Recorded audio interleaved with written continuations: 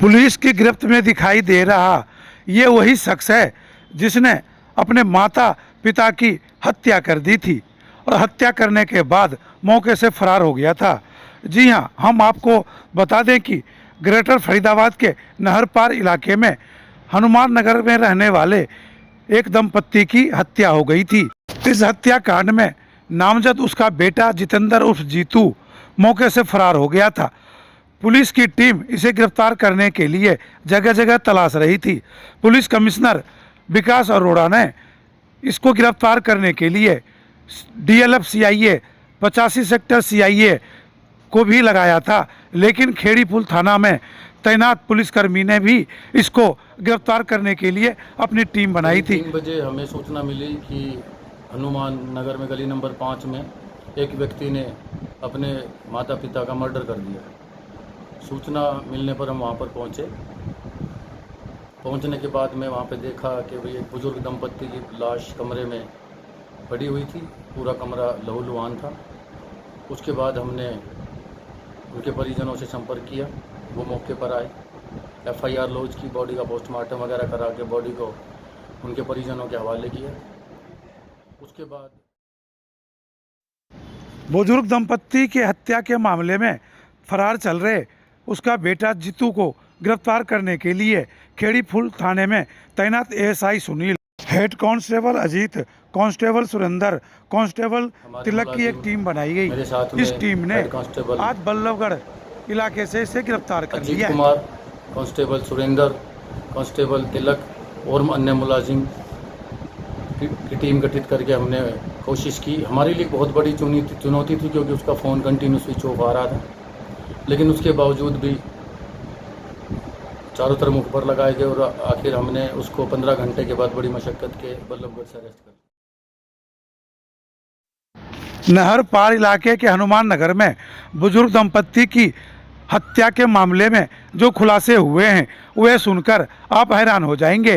दंपत्ति का बेटा जीतू नशे के आदी है और 3 व्हीलर चलाता है। और ये भी आपको बता दें कि जीतू ने अपनी माँ बाप की हत्या इसलिए कर दी थी कि उनकी 3 बहनें हैं और ये सोचता था कि इस संपत्ति का मालिक उन तीनों बहनों को भी ना बना दे, इसीलिए अपने संपत्ति की लालच में उसने अपने पिता की और माँ की भी हत्या कर दी। सामने आई है कि भाई वो नशे का आदी है और ऑटो ड्राइवर है, तो कभी कभी काम ना होने के कारण उसे अपने मम्मी पापा से पैसे की जरूरत पड़ती है। जो अपनी मम्मी पापा से पैसे मांगता था, जो इस बात पे विवाद रहता था और पैसे ना देने पे झगड़ा अक्सर होता रहता था। तो उसने भी प्लान बनाया कि क्यों ना ये प्रॉपर्टी जो उनकी है ये मेरे ही नाम हो जाएगी, क्योंकि उसकी 3 बहनें जो शादीशुदा है, अभी इनको मैं अगर कहीं ठिकाने लगा दूं, मार दूंगा तो ये प्रॉपर्टी मेरे नाम हो जाएगी। जिस बेटे के लिए पाई पाई कर मेहनत करते हुए अब करोड़ों की संपत्ति जमा करी, उसी बेटे ने पैसे के लालच में आकर अपने पिता की हत्या कर दी और हत्या करने के बाद छत पे सो रही माँ को बुलाकर नीचे लाया और यह कहकर बुलाया कि पिताजी की तबीयत खराब है, उसे चलकर देखो।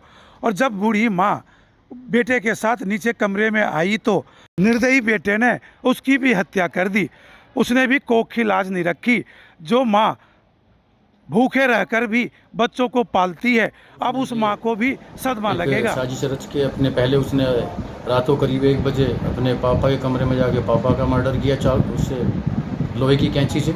उसके बाद वो छत पे सो रही अपनी मम्मी को नीचे लेके आया कि पापा को कुछ हो गया है, और जैसे मम्मी अंदर आई तो उसने दरवाज़ा डाल लिया और उसके बाद उसने अपनी मम्मी पे भी ताबड़तोड़ चाकू से हमला कर दिया और उसके बाद वो वहाँ से फरार हो गया। नशे के आदी जीतू की पत्नी से तलाक हो गया है और नशे की लत फिर भी नहीं छूटी और नशे की लत को पूरा करने के लिए 3 व्हीलर भी चलाता था, जिससे उससे पैसे पूरे नहीं होते थे और अपने पिता से पैसे मांगते थे।